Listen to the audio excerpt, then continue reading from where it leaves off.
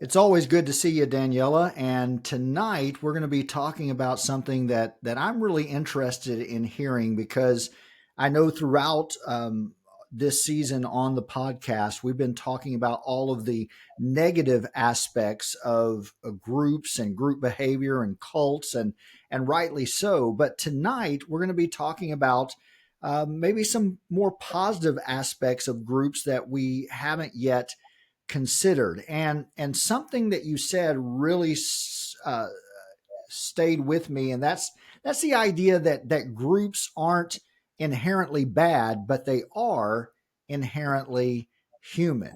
And I'm really looking forward to hearing your thoughts on groups tonight, Daniela. Yeah, I think this is the number one question that I get asked. I used to joke I could just write a book called Good Cults and like sell it very easily. And I've definitely noticed that men ask the question more than women, which I find to be interesting. But people will say, can you have a good cult? And I think it's a mix of just like knowing that America is so culty, but thinking like, it's okay, we're mostly good. And then kind of like the hidden desire to like we all want that level of extreme dedication in our groups. And instead of looking at it as like these are groups that hack human behavior, hack motivation, push people to their limits in order to get their labor, it's just like, oh, how can I get that? How can I get that level of dedication and focus on the mission? Yeah. And you could see why that would be very appealing to, capitalist corporate America, because it is kind of all about labor and just, getting people that dedicated. And from the outside looking in, it looks like cults have a handle on that. However, go ahead. No, I was just going to ask any theories as to why we as Americans and you mentioned men as well, why we're always asking, are there any good cults? Yeah, I think that Americans are very, very binary in thinking. Our political system has always been a two-party system, which is culty. We were started by a group of people running away so they could, you know, live their own way, worship their own way, right? I Right. say sometimes that Jim Jones going to Jonestown and the Puritans coming to America really maybe wasn't that different. And then I think, we've got the isolation built in, less so these days, but for most of American history, right? We're just further away from other people and other ways of thinking, sort of the way, like you would have in Europe.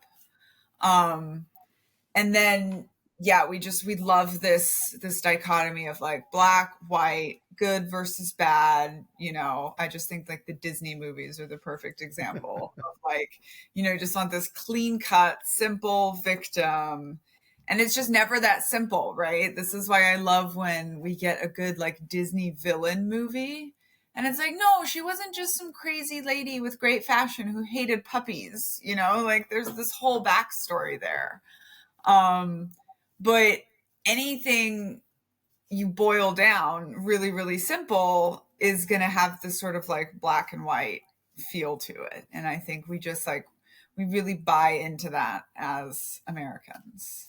Yeah, and I think it's really important and to stress this point that if you're dealing in a realistic world with problems and relationships, whatever it is that you engage with in the world, it is not simple. It is very complex. If you're going to be committed to working out the issues in the world, or even on the micro level of relationships between people, if it is a real relationship, if you are dealing in real solutions for real problems, it's not going to be binary. It's not going to be cut and dried. There's going to be a spectrum involved. There's going to be a lot of nuance. And it's important to develop those skills to be able to see beyond the binary matrix. And I think this is why the information that you share on a daily basis and in your book, Uncultured, is so very important because as someone who was raised in the United States, from very early on, we buy into these cultural narratives of good versus evil. And of course, the United States is always on the side of good. It's always on the side of democracy. I know you've explained this very well from your time in the Army, that the intelligence officers, you always saw yourself as the good guys and everyone else, they were the bad guys. That was an early narrative that I was taught in our schools. And if you think about how we are immersed in this culture from a very early age, to listen to those who are standing in front of us, that front of the room mentality, that we give credibility to those that are standing in front of us, that is ingrained in us from very early on. So it's just a natural progression from the classroom to the church house to the White House to the governor's house, whoever our leaders might be. We are predisposed to listen to them uncritically, and we get locked into these binaries, and that makes the world a very difficult place to live when it comes to solving problems. Yeah. And, Scott, even the question, like, is it a cult, is not Mm-hmm. binary, Yeah. right? Like, that's, I think, the interesting thing. Like, even when I first started doing this, I was like, okay, am I going to run out of material? And after a while, realized, like, no, like, the answer to the question, is it a cult? It's so complicated, right? We've just spent 13 episodes addressing it, and I am writing a book about it now. And I'm like, I can't fit it all in a book. Like, it literally takes hundreds or thousands of hours of like talking about the nuance and like putting, the worst, most extreme groups next to the regular ones. And that was, such the part of the extreme dissonance for me, coming from this cult that everyone treats like, yes, that was a real cult, but then meeting people like you who came from very similar backgrounds, but that's considered mainstream America. Right. And Yeah. Growing up in the United Pentecostal Church, that was part of my conditioning as well, right? My earliest memories are sitting on that Pentecostal pew in my mother's lap, and being taught those religious ideologies by my paternal grandmother, who kept me during the day while my mother worked. So to disengage from all of that propaganda that was drilled into me at a very early age, it's asking me to differentiate between my beloved childhood memories and the traumatic indoctrination. And that's why I think this task of deconstruction becomes so difficult for many people, that they just check out and they say, you know what, as we've talked about before, the exit cost just aren't worth it, and they remain in their comfortable place, because to think about questioning those deeply ingrained ideologies, and to put their relationships, their most beloved relationships, at risk, is just too high a cost to pay. yeah, yep, totally agree. And, this also brings up for me, like, anytime you talk about, okay, so we're saying groups are not binary, right? Mm-hmm. Like, it's just not as simple as like good groups and bad groups. When people ask me like, well, what about good groups? I'm like, good and bad are not scientific concepts, right? It is all defined by who's writing the history and who's saying the things. And so what needs to happen then is just this constant conversation in your organizations about what is going on.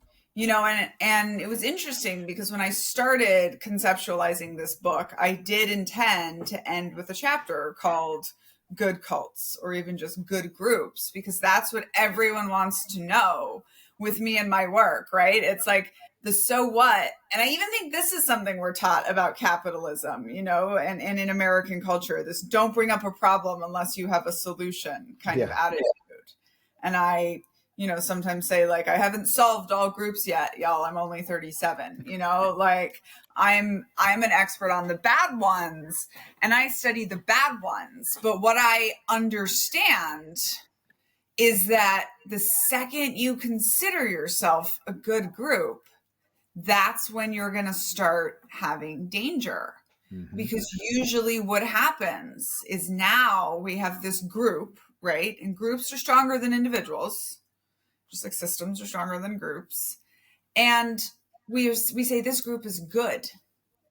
So now we automatically are going to expect individuals to sacrifice for the good of the group, right? And we've already seen, if we go back to our earlier episodes, listeners, we talk about self-sacrifice and how getting your consistent self-sacrifice is part of how groups break people down and like take away your individuality and make you just like this little work puppet for the group. And, in my opinion, the self-sacrifice always leads to the exploitation of labor. And so I don't even like the question of like good groups, because again, it's like, who defines that? Who says? When does it stop being a good group, right? Like who's continuing the evaluations, Yeah, and I think that's an excellent point. And by the way, for all of our listeners and viewers, I know you haven't solved all the world's problems yet, Daniella, but I say give her a couple of years. It's still a work in progress. By the time you're 40, maybe, okay. But when you talk about this idea of systems and the way that I think back to religion and currency and culture and all of those organizing factors of society and civilization, that at least looking back at on history from our perspective, they seem as if they were necessary. Groups are necessary. It's you write. It's hardwired into our DNA to cooperate with other human beings. In order for civilization to progress, then these groups are necessary. And I think it's important to point out to everyone who follows you on a regular basis. I think sometimes if folks are just listening to you casually, that perhaps they will assume that you are advocating for a world that is free from groups because all groups are bad. I think it's important to work out that nuance, that that's not what you're saying at all, but you're saying that groups are inherently human. And anytime you get human groups together, you have the potential for harm, you have the potential for control, and you have the potential for cults. But you say something very interesting. A lot of these problems that we're experiencing in the world were created by groups, they were created in groups, and therefore a lot of the solutions we can expect should come from group behavior, group organization as well. Yeah. Yeah, for sure. And that is really what it comes down to, right? It's like, if you try to go live by yourself in the woods, so that you're not touching any bad group or being a part of any of these systems that we have over us, like you're just the next cult, Exactly. Right? And I think it's this management, right? And this is how we do it in the military, right? Like you have an operation, you're going to go do something, you're going to get the enemy run down, right? No matter what, no matter how badly you want to do it, no matter how much of a good guy you are, we are going to sit there and be like, this is a danger point. This is where they can get you. This is where you need to be looking at it, right? And like, the more high profile and high risk and important your mission is, the more you want to look at the negative stuff and how stuff could go wrong. But for some reason, with our groups, because of the way we get so attached to them, And I think the way that we, identify, like human beings identify not only as individuals, we also identify by our groups. So we become very protective, and we just don't want to look at how it could possibly go wrong. And so, yes, jokingly, everyone's like, oh, well, you compare everything to a cult. And I'm like, first of all, I really hear this mostly from Americans. And this is why I'm writing a book called The Culting of America. But also, I think there's value, right? Because again, like, you can see all these different things, and we're going to have, for those of you listeners who are waiting so patiently, we're going to start having guests very soon on here to talk about that kind of stuff. So one example is teaching. Everything I talk about that we find in cults, people are like, oh my gosh, so is teaching a cult? Right? And I'm like, well, no, it's a job, right? Like a job is not a cult. An identity is not a cult. Like a cult has to be a defined group. But there are certain jobs that have a lot of cult tactics involved and have a lot of things, right? And it's not even necessarily saying it's a bad thing, right? Mm-hmm. If you're going to be astronauts on a rocket ship, you're going to go to the moon, you're going to be isolated from the rest of the world. You are going to be in a total institution. You are going to be developing your own language. You are going to be having all of these things that make you vulnerable to the negative sides of group behavior or the negative sides of individuals within those groups. And so, like, talking about it and being aware of it is how you protect. And this is the other, interesting thing in intelligence, is that it kind of doesn't actually matter what you predict is going to happen. You're just really getting them thinking about what they're going to do, right? So all these planners, like, they're so into they made the plan, they made the operation, and that's how they see it going down. And your job is to kind of stand there and be like, okay, what if I did this? What if I did this, right? And test them on how they're going to react. Because then when something does happen, unpredictable, because battle and life usually is, you've thought through different scenarios and different ways of responding, so it's like your group's not going to go bad necessarily in the way that you've seen it before. But this is where I think is the real value of my work, is like, everyone's had a bad job or a garbage boss or, just like something in the workplace that made them feel so creeped out and awful, but they didn't know what it was exactly. And then when you see me point it out and be like, yes, this is this type of extreme behavior, and we see it in the worst of humanity's groups, then it gives you that almost like ability, I think, to trust in yourself, and be like, yeah, okay. I remember when I figured out that I was like, if it happened in the cult and it happened in the army, then that tells me it's either about programming and influence or power and control.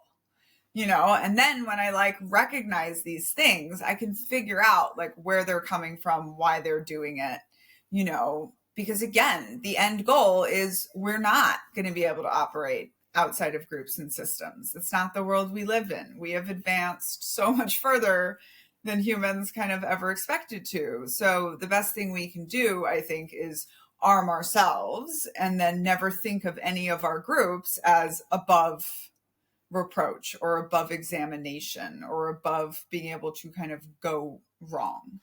And that's why I'm calling this chapter Just Groups.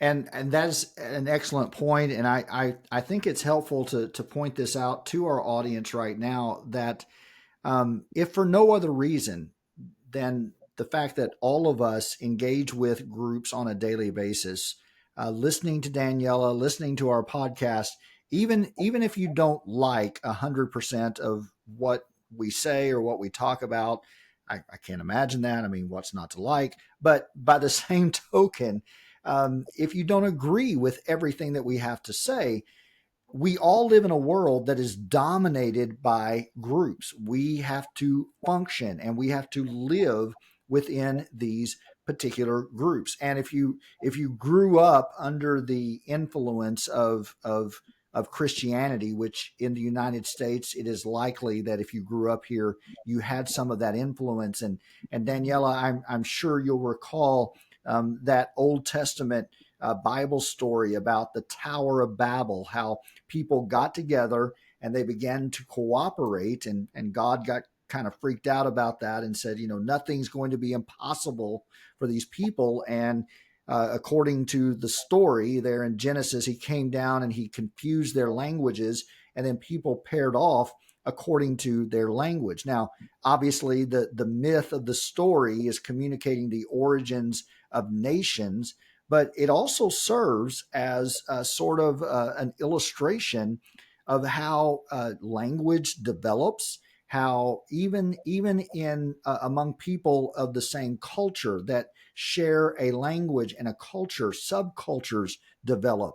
There is the in group and the out group, and all of these dynamics are at play all of the time throughout history, sort of repeating itself in this cycle over and over again. And the more informed you are about those particular group dynamics and leadership, the more equipped you are to navigate the complexities of our world. And you mentioned this idea of sort of being steeped in this normative pattern in the world. And I know growing up in the United States, right, I was instructed to be patriotic. I was instructed to respect my elders. I was instructed to not question authority and my religious upbringing. And it's a trajectory, and continuing on this road of deconstruction. I can remember when I first started that, and throughout the journey, there were moments that I would feel guilt and overwhelming despair, because I was like questioning the foundations of who I am as an American citizen, the foundations of my identity, and that's how powerful group behavior and influence is. And I just want to be a voice of an encouragement to those of you that are listening that are experiencing this process as I continue to experience, that there's going to be ups and downs and back and forth, and it's okay. And what you are experiencing is normal, and it speaks not to your fragility, but it speaks to the power of the system and the groups that all of us are accustomed to belonging to. The need to belong is intrinsic to who we are as humans, and it's the cult leaders and the high control groups that exploit that. So it's not your failure. It's just that all of us are swimming in this water. And that is really, really important, right? The concept that like we all want groups, right? And we all want true community. And for a number of reasons in today's world, we're really, really struggling with that. But it was fascinating. Like I was just having a discussion with someone who was born and raised in Nation of Islam, which is a Black cult that was started in the 1930s, which was, another era of religious turmoil and social turmoil. And it was very much like in response to white racism and white supremacy, but it becomes this totalist, separate, right? Like you're better than, and it's so interesting when you see this with different minority groups, where it's like the us versus them is real, right? The problem is real. And so nefarious people can go in there and use that to manipulate Black people into this cult, right? It's not like the problem is not with the seeker, the people that are trying to solve these problems in the world. The problem is that these nefarious people come up and take control and do these things. And, another thing when you were talking about, disillusionment and patriotism and like deconstructing is going back to how we started, right? The answers is just, it's complicated. I have a line in Unculture where I'm talking about, I don't know if I even want to be an American anymore or if I ever did, and these days, sometimes I'm like, I joke that of all the places I could have ended up, I'm depressed that I ended up in America, which is like a country that is so culty. I'm writing a book about it. but also it's complicated, right? And when we say things like America's the best country in the world, that's just very black and white, right? Like, best on what?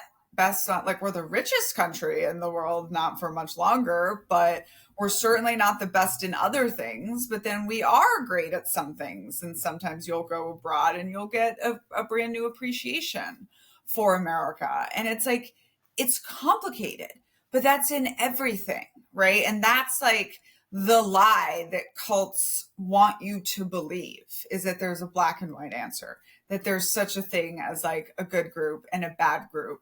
You know, it even gets into our parenting, right? Like, my therapist is having to remind me all the time that it's like, there's not like one thing that you do by accident and then you just ruin your child forever and you're just a bad parent, you know? And I think, again, for those of us that grew up in these like black and white worlds, it can be really difficult to just live with the nuance of saying no, you know, like, you're never gonna have full confidence that this group that you're a part of is 100% good and will make the right choice every time. But also, maybe you don't need to give 100% of yourself to any one group, right? Like, maybe the whole point here is that we need to just navigate bits of everything so that we are not taken astray by a single organization that does not have our best intentions in mind. And I think that's so important when you talk about American exceptionalism or any other exceptionalism that stems from the groups that we've grown up in. And even our view of ourselves. You know, you mentioned this idea of being a perfect parent. Well, we've all witnessed what we would describe from the outside looking in as those are ideal model parents, and then their children do something off the wall, and it's like, it doesn't make any sense. And then we've also judged, again, from the outside looking in, those are terrible parents, and they have, by every standard, exceptional children. And I think that's what perpetuates a lot of this group exceptionalism. And I think a lot of cult leaders and high control groups take advantage of our desire to have the answers, to be certain that we are the chosen ones, when most of life, if not all of life, is about random chance, luck, your geographical location in the world, and so many things that are out of our control. But yet, because inherently we want to have the illusion of being in control of our lives, these groups come along and they give us purpose, and they give us a plan, and they give us understanding, and we superimpose those ideas upon our lives. And even when our lives don't live up to those ideals, then we double down and say, well, it's not the group's fault, it's not America's fault, it's not my religion's fault, it's my fault. And that's the danger of all of this. Mm-hmm. And that is such a cult tactic too, right? Blaming individuals for systemic problems. Mm-hmm. You know, you see this when people are like, oh, you just have to go try a different one, right? Like, oh, you didn't like that church, just go try a different one. Oh, you didn't like that meeting, just go try a different one. Oh, you didn't like that army unit, Daniella, just go try a different one. And it's like, well, no, where's the organizational responsibility to fix the groups that are problematic, instead of telling individuals to just go find the groups that fit them, you know? And I think that is one of the things, I think that's one of the cultural tipping points we're getting to right now in America, where we're realizing that the holes that individualism has brought us to, and really has failed us. And we're realizing that, especially as, you know, here's hoping that we're actually taking down this time the systems of like white supremacy and patriarchy, and who knows what will happen with capitalism, but we're going to need to build some more natural inherent forms of community, because otherwise, like, we are just going to keep fracturing into these more opposing groups, you know, because exactly like you said, like, it's when times are scary that people who want to control you capitalize on the fact that you just want an answer, like, and anyone that can tell you what's comforting, right? It's almost like when a little kid falls down and gets hurt, and like they need a hug, is Mm-hmm. what they need. You know, they need a Right. hug, and they need someone to tell them it's going to be okay, and then they'll stop crying and go play. And that's so many times I think like that's the appeal of the charismatic cult leader, right? Is they're just like, here now, like everything's going to be okay. It's so simple. All you have to do is follow me, you know? And there's a reason they use these like childlike faith, you know, like you need to Mm-hmm. just let me tell you that everything's going to be okay. Exactly. And you shared something very good with me today, and I want us to spend the rest of our time together sort of going through this list, and you labeled them the 10 commandments for good groups. Or maybe if we don't like that label good, maybe we could use something like beneficial or helpful or functional. And this is really good, Daniela. So I appreciate you sharing these with me, and I want to go through as many of these as we can. Obviously, when we're talking about 10 commandments based upon the biblical commandments of Moses, right, in the Old Testament, sort of, and your list sort of mirrors that a little Yeah. bit, especially the first one, thou shalt have other gods before me. I like that, right? Because in dogmatic religion, the first of the commandments is you shall have no other gods before me. But you're saying if we're going to have a functioning, helpful, quote unquote, good group, that we need to have a multiplicity of gods. Yeah, and let me tell you, spoiler alert, like this 10 commandments is the opposite, but matching opposite of my 10 parts of a cult list. And this was kind of me being tongue in cheek and being like, fine, you want the bad guy expert to give you advice on good groups. I'm just going to give you the opposite advice. So thou shalt have other gods, right? Like, how do you protect yourself against this single charismatic leader that wants to set themselves up as the way, the person in your life, right? Just like the answer literally is like, don't devote your whole life to one leader or guru or person, right? Like, have several things that you hold in this high, special, important space in your life, that you might call gods, right? So that way you are not able to be controlled by just one thing. And that's so important because um, and that's one of the most helpful things that I think that you've shared, at least that one of my takeaways on this podcast, is the idea that when you get beyond the deconstruction trajectory, which normally takes about a decade or so, as you pointed out, on the other side, you get to construct what kind of life you want to have, and you get to pick the particular gods, quote unquote, that you're going to put in that pantheon of your life, the values, the beliefs, the hierarchy that you're going to trust and that you're going to invest in. And that's a wonderful gift for all of us. Yeah. I really like that one. So that was really good. The second one is really cool too, and this was one of the most profound things that you've shared as well in our conversations together. Thou shalt hold nothing sacred. And I remember you telling the story of how you had that epiphany. It sort of just came to you one night. Nothing is sacred, and that was a breakthrough for you. Literally night. We were living in our RV driving around the country, and I literally sat up and I was like, oh, hold nothing sacred, right? Like that's the answer to the question I've been asking myself, which is literally 15 years of people asking me like, how, right? How does a pedophile cult even exist, right? How do people not walk away? And my answer was like, they believe, like their sacred assumption was that this man was the prophet of God, right? And so then you just go on down the line of the cult list things. But, um, you know, people don't like this one because I say you have to hold nothing sacred, right? You have to understand that extremism operates in the black and the white. So the way to protect yourself from extremism is living in the gray, right? And some people are like, oh, well, that means, no absolutes, blah, blah, blah, all this stuff.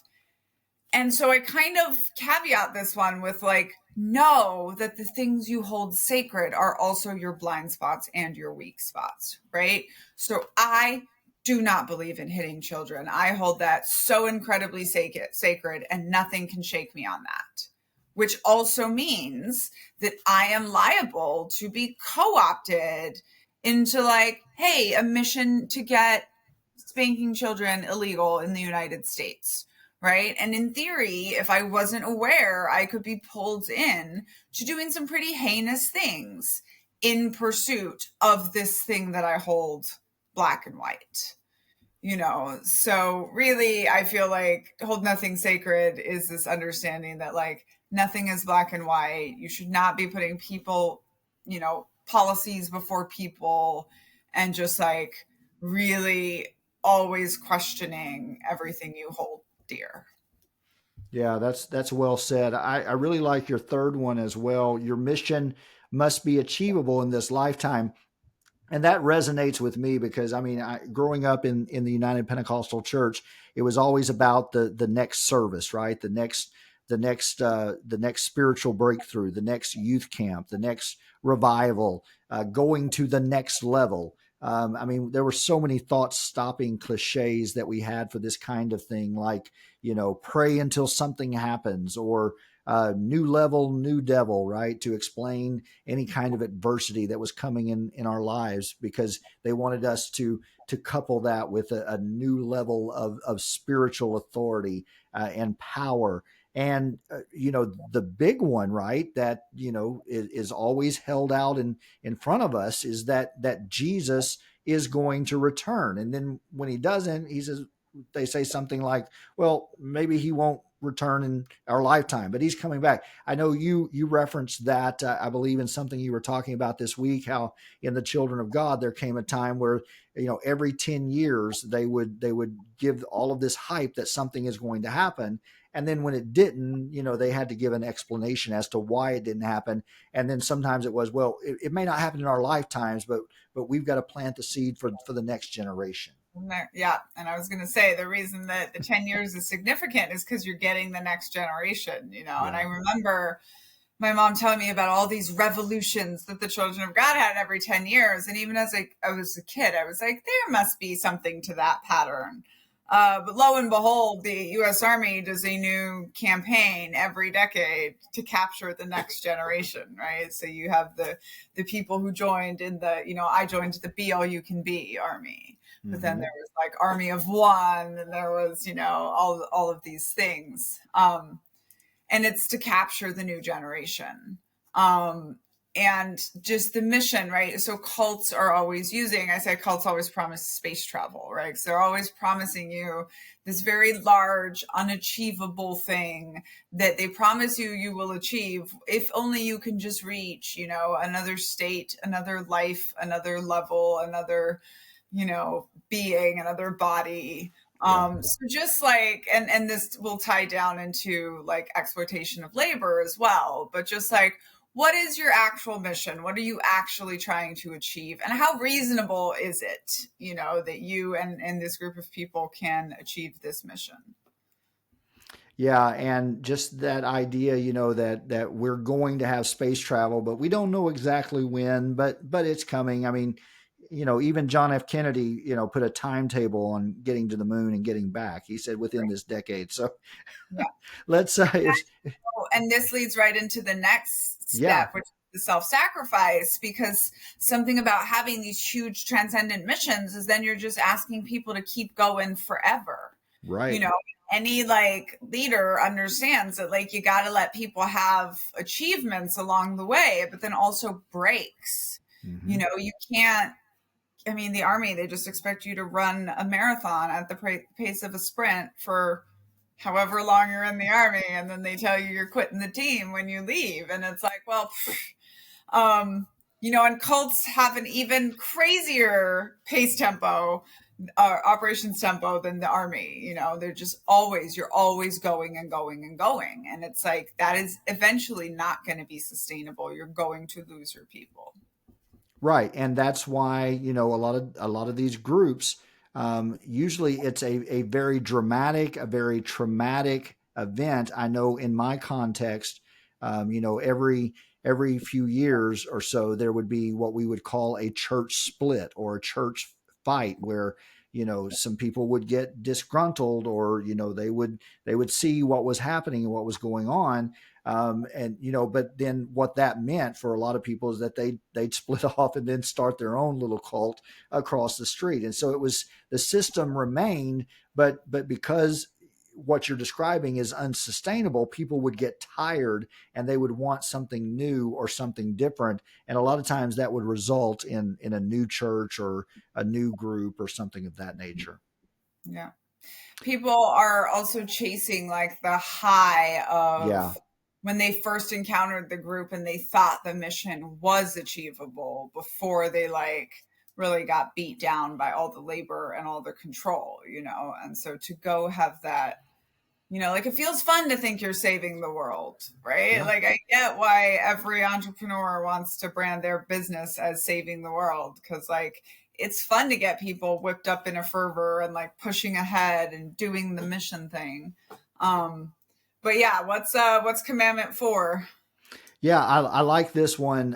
In fact, it makes me think of all of those cliched movies. I think we could do an entire episode on the movie Office Space, where they talk about being a family and how they care for their employees. And of course, it's a satire on corporate life in America. But number 4 is, "Thou shalt never call thyself a family ever." And I it's I don't know that I've ever been a part of a group that at some point did not use that kind of language, because it's so endearing, right? And we all want to belong to a family.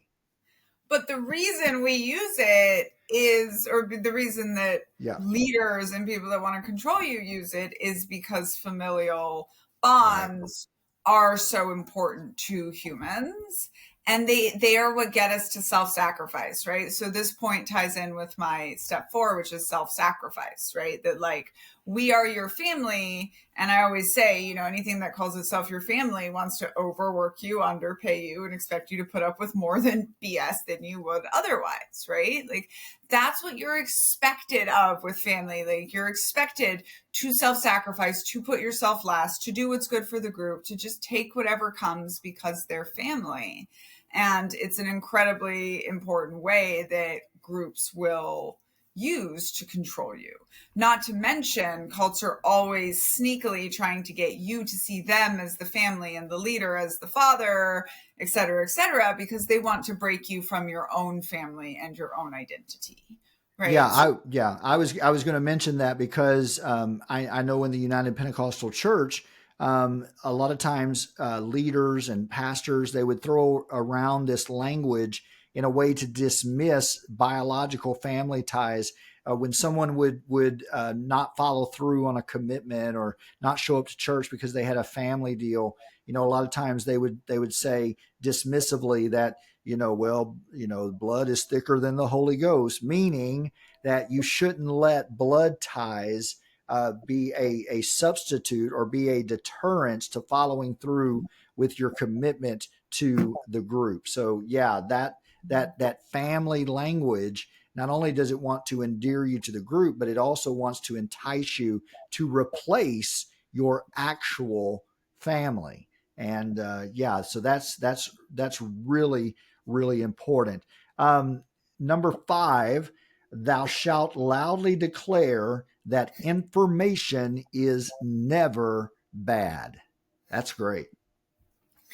yeah, and this one matches with my isolation point, that like what cults are trying to do to you is isolate you from the rest of the world, right? Coercive control can only exist if you are not seeing everyone else not under control, acting and operating freely. So cults do this sometimes with physical isolation, but often, and especially more and more in the world, we see this being with psychological isolation and with information control, right? And in cults, you really see a weaponization of secrecy. Secrecy accomplishes 2 goals. One is if I have access to the secrets, then it makes me feel better than you. I'm more in the in group, right? Like I do know more about America than you do, Scott, because I held a top secret clearance and I worked for the government and therefore I am special, right?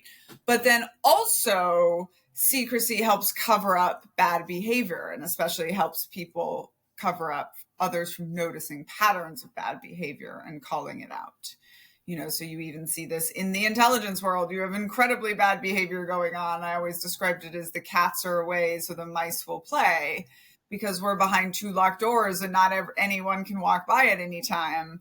So you get a lot more bad behavior going on, and so I think it's one of those things, like no matter how deep into it you are, you can remember like the good guys are never the ones banning the books. Right? The good guys are never the ones trying to keep information from you.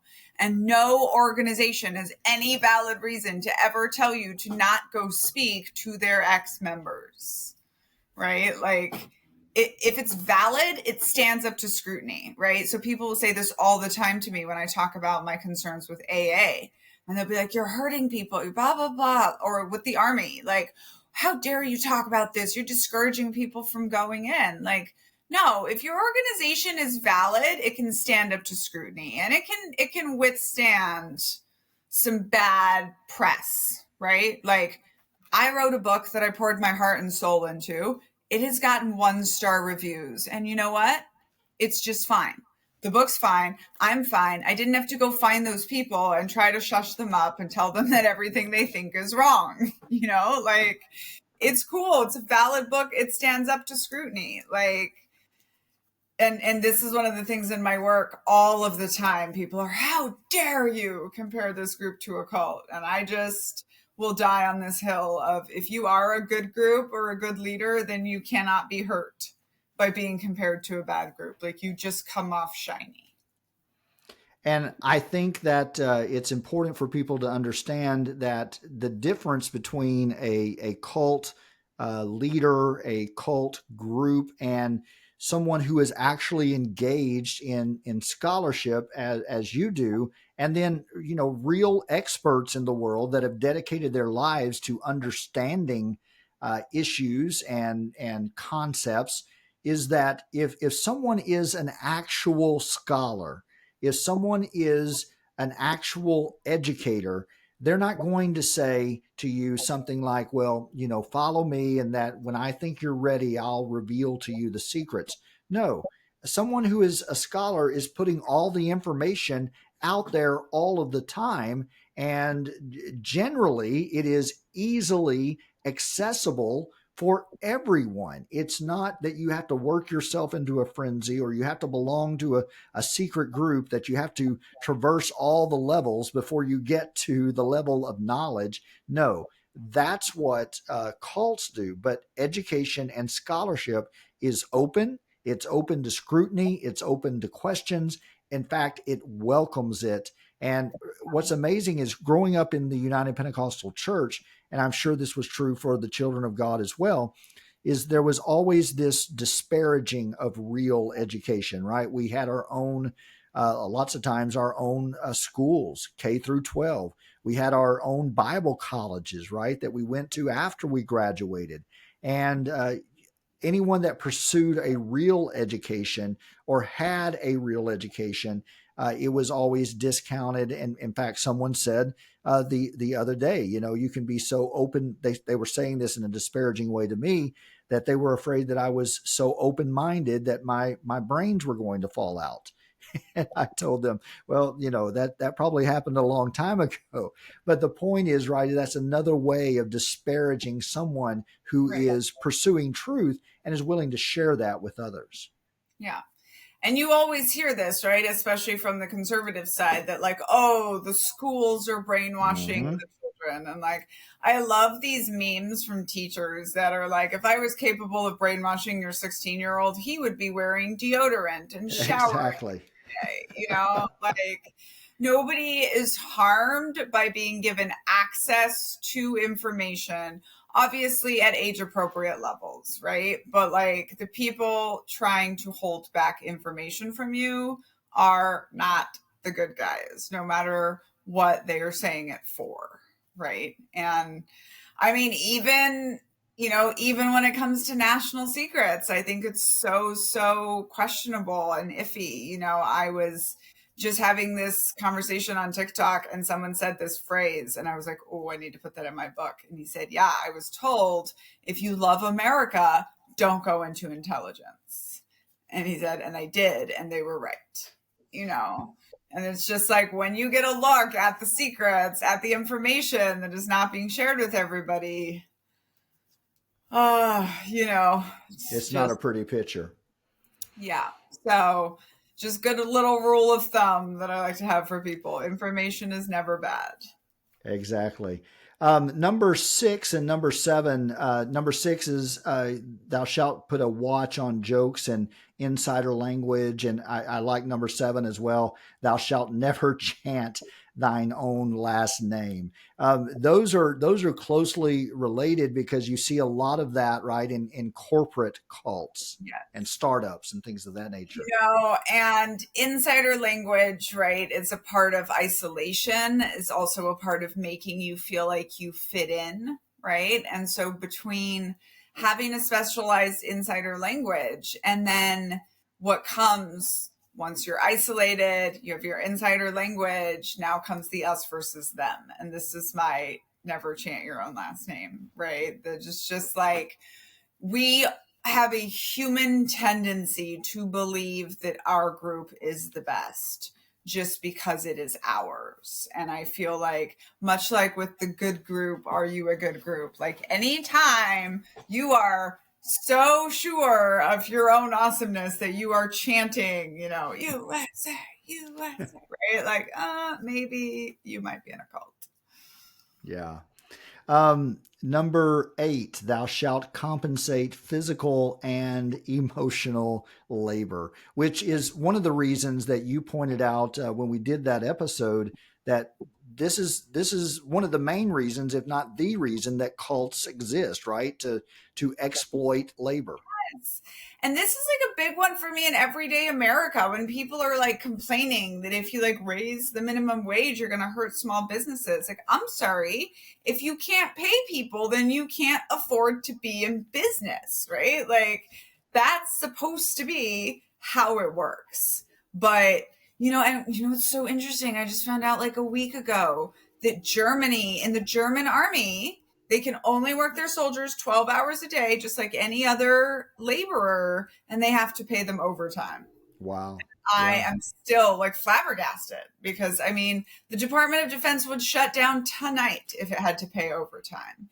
And Yeah. like most corporations in America, right? Like we just know that when you get put on salary, you're expected to work more than 40 hours a week, right? Like that was never the intent of jobs, right? Like we actually fought very hard in this country to get a 40-hour work week, something that was considered reasonable and humane and would keep the exploitation of labor by large corporations at bay.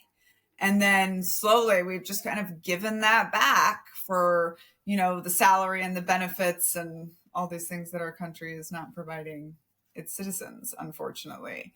And there is just, so much exploitation of labor going on that I really think this, like, if you are committed to having a good organization, like, watch out how much free labor you are taking from people. And again, what are they getting from you in return? Because if it's just being part of a cool mission and a community, like, no, that's the same as every cult.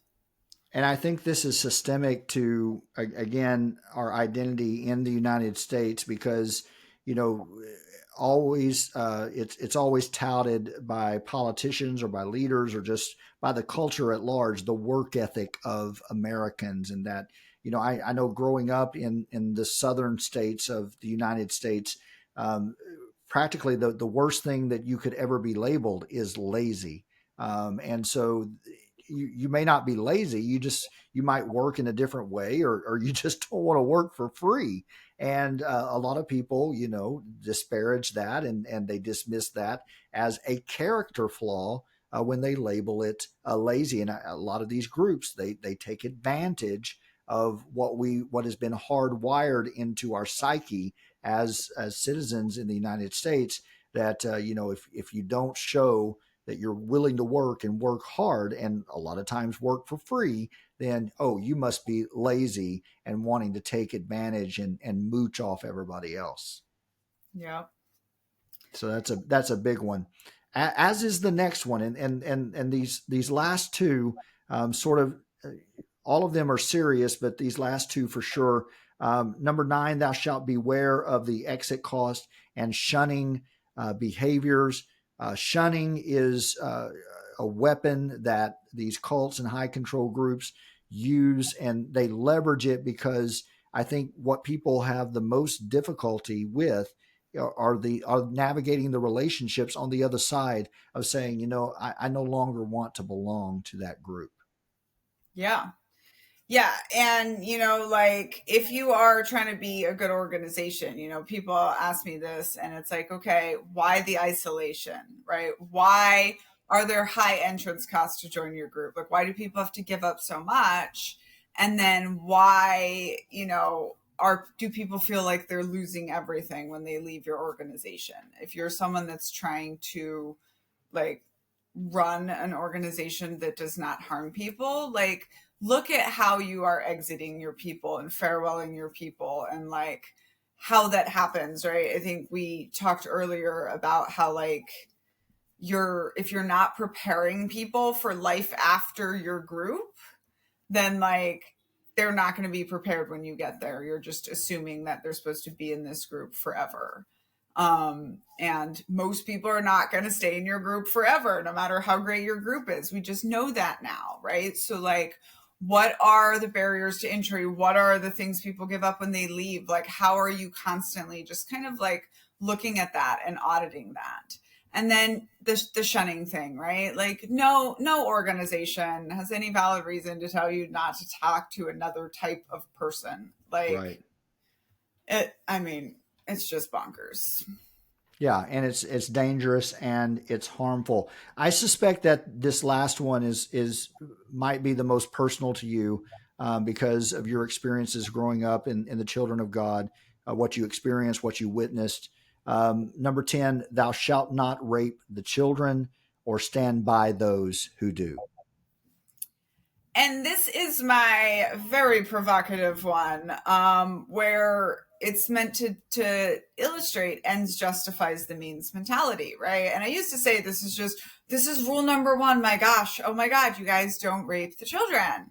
And people will go, of course. But like, how many groups can we think of, right? How many times can we think of that we don't protect the children? We don't protect the oppressed demographics, the marginalized people in our groups, because the ends matters more, right? I mean, we're seeing this right now with the P. Diddy case, right, with Sean Combs, which is just another version of the celebrity sex cults, right? Like you had Bill Cosby, you have R. Kelly, you have Weinstein and Epstein, and now Sean Combs. And it's like, the whole time, right? Horrible stuff is happening, and people are being told not to report it, not to do anything. Victims are being silenced. All of this stuff is happening, and people are justifying it because it is okay, because it is for this ultimate goal. And literally, it always ends there, right? And people ask me that, like, why does it always end with abusing the children? And it's because it's about power, right? All of this, everything we're talking about is about power. And if you can, in our society, abuse the children and walk away with it, you are ultimately powerful. And so, this is, to me, as you said, very personal and also very serious. And I mean it with like, how are you a good group if the group doesn't sometimes lose so that the individuals can win? And the one thing we almost never see is organizations standing behind the victims of other people in the organization, even if it looks bad for the organization. And also, I don't know why there's even this concept that it looks bad. If you have a pedophile in your organization, you stand up, you kick him out, you look great. No one's going to be going, oh my gosh, that's a horrible organization. But I believe that nobody ever stands up because they don't want to uncover all the dirty skeletons in the group, right? Because it's never just the case of a bad apple, right? And this is one of the big messages that I have in Uncultured is it's so easy, especially when we know we're the good guys, to just be like, oh, that's just one bad apple. But like, how did it get there? You know, like how do all of these bad apples all the time show up high up in the leadership, in our cults and our government and our religions and our groups, right? Like, what is it about these structures in the first place that is allowing all of this toxic behavior to happen? And on that profound and very sober note, I think this is a good place to remind everyone that if you haven't picked up a copy of Uncultured, do so now. It's available wherever good books and fine books are sold. And follow Daniella on social media and subscribe to her Patreon page. That's a great place to stay in touch with the new projects that are coming from Daniella. And also, for those of you that listen to our podcast, thank you for doing so. And be sure and give us a subscription. Hit that subscribe button, share it with others, give us a rating, leave a comment or two. That helps us with the analytics and helps us get the attention that this great information that Daniella is providing for all of us. It's so helpful, and we want as many people to have access to it as possible. Daniella, thanks so much again. And thank you all so much. Thanks, Scott, for being here. We're almost at 5,000 downloads of the podcast. So thank you all for helping us happen, and stay tuned for next week. All right. For Daniella Mestenek-Young, I'm Scot Loyd. We'll see you on the next episode of Cults and the Culting of America. Good show. Yeah. Okay. Next week, I don't think we have a guest because I think we were going to try to do super fan behavior. And I don't have like hardly anything written on this. So I just wanted to see like if we can both just like read a little bit about super fan behavior and come to have like an interesting discussion. Okay. And I'm still waiting to hear back from Allie Henney about being our guest on October 1st. So if I get a confirmation from that, will that be okay as well? And that's next week. Right. Yeah. Oh, okay. Yeah. Okay. Fine. All right. And as soon as I hear back, I'll let you know. Okay. Is the podcast stopping? It looks like it's still going down there. See the stop button? It says, because apparently I have to stop it on my end too. Okay.